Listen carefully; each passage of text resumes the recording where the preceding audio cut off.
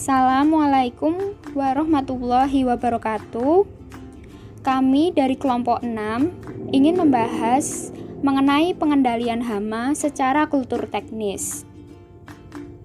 Adapun anggota kelompok kami yaitu yang pertama Dita Anggraini Puspitasari dengan NIM 170, Chandra Wahyu Kusuma dengan NIM 172, Afiah Kusuma Astuti dengan NIM 175, Yulia Mega dengan NIM 179, Sofi Syahira dengan NIM 188, Azahra Fadilanisa dengan NIM 194, Klarinda Dian dengan NIM 200, dan yang terakhir Eka Meliana dengan NIM 204.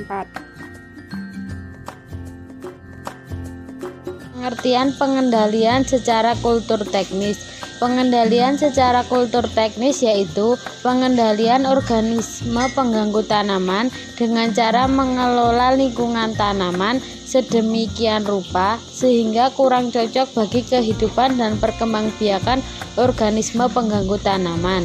Usaha pengendalian ini bersifat preventif, dilakukan sebelum serangan organisme pengganggu tanaman terjadi.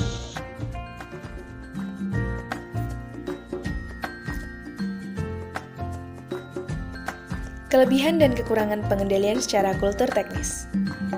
Kelebihan: meminimalkan biaya produksi, menjaga keseimbangan alam, melestarikan musuh alam dan predator, tanaman bukan menjadi pilihan hama, meningkatkan produktivitas hasil pertanian, pengendaliannya mudah dan tidak menimbulkan pencemaran lingkungan, serta memenuhi kriteria pola tanam yang baik untuk menekan munculnya hama kultur teknis varietas resisten.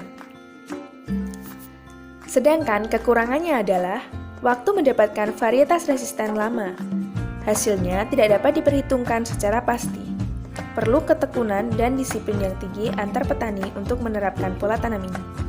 Biaya mendapatkan varietas resisten mahal dan kurangnya efektivitas sehingga harus dipadukan dengan pengendalian lain. Kegiatan pengendalian secara kultur teknis Pedigun 1996.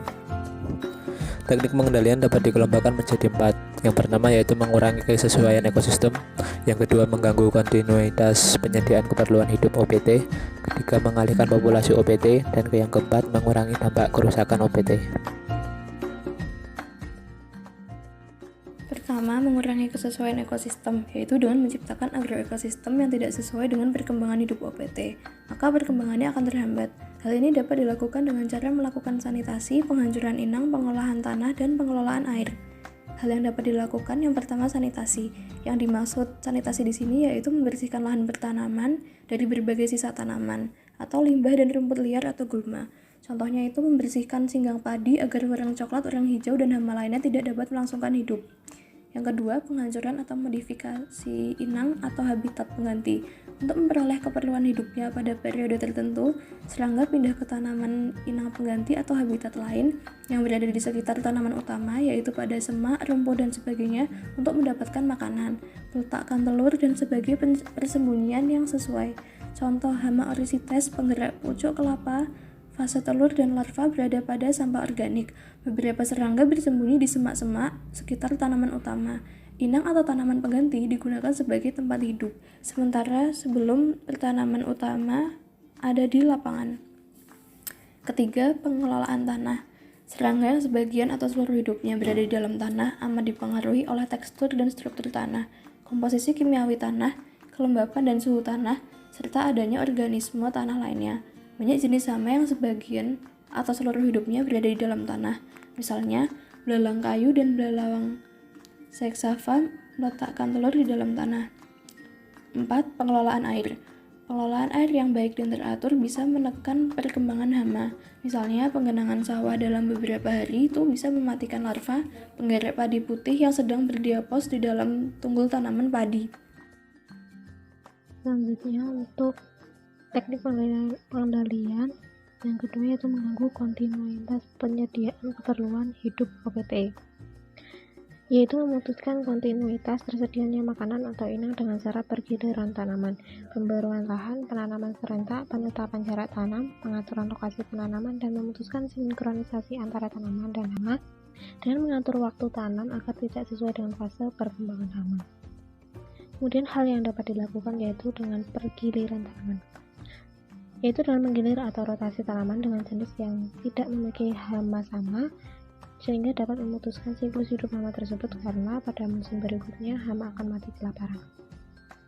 Kemudian ada penanaman secara serentak. Penanaman serentak dalam suatu hamparan yang luas akan memperpendek masa ketersediaan makanan hama, karena panen dapat dilakukan bersamaan pula. Selain itu, penanaman serempak akan memperkecil risiko serangan karena hama yang ada bisa terjadi. Kemudian ada penetapan jarak tanam, yaitu pengaturan jarak tanam berpengaruh terhadap iklim mikro sekitar tanaman.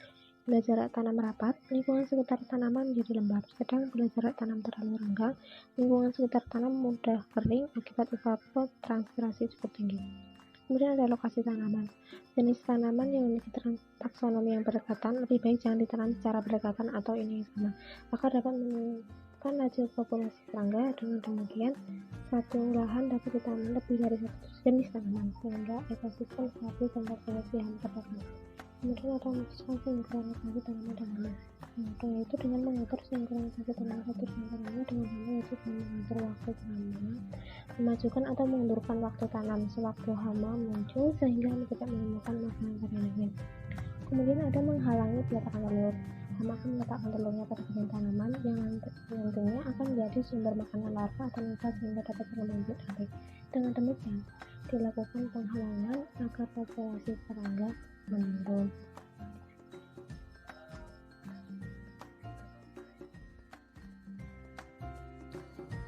Kemudian yang ketiga, mengalihkan populasi OPT agar menjauhi pertanaman, yaitu suatu cara pengendalian OPT dengan mengalihkan OPT ke tanaman lain. Cara ini kurang begitu efektif bagi serangga yang penyebarannya cepat, tetapi masih dapat dilakukan beberapa cara untuk mengalihkan OPT tersebut, seperti dengan cara menanam tanaman perangkap dan melakukan pemanenan secara bertahap untuk menghindari pindahnya OPT secara serempak ke lahan tetangga. Cara ini dapat dilakukan pada tanaman tertentu. Hal yang dapat dilakukan, yang pertama ialah penanaman tanaman perangkap. Tanaman perangkap ialah tanaman yang amat disukai hama dan ditanam di sekitar tanaman utama untuk mengalihkan sasaran serangan hama. Adanya tanaman perangkap bertujuan agar sasaran hama akan terpusat pada tanaman perangkap tersebut, sehingga serangan terhadap tanaman utama berkurang.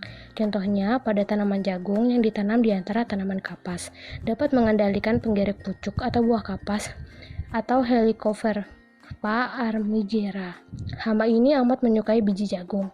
Tongkol-tongkolnya sudah terserang atau ada hamanya, dikumpulkan dan dimusnahkan agar hama tidak kembali ke pertanaman lagi. Kemudian yang kedua adalah panenan bertahap. Panenan bertahap atau strip harvesting yaitu suatu cara menghindari perpindahan hama secara serentak di lahan lainnya. Pemanenan dilakukan secara bertahap dari satu jalur, kemudian hari berikutnya ke jalur lainnya sehingga populasi hama tidak berpindah ke petak lainnya.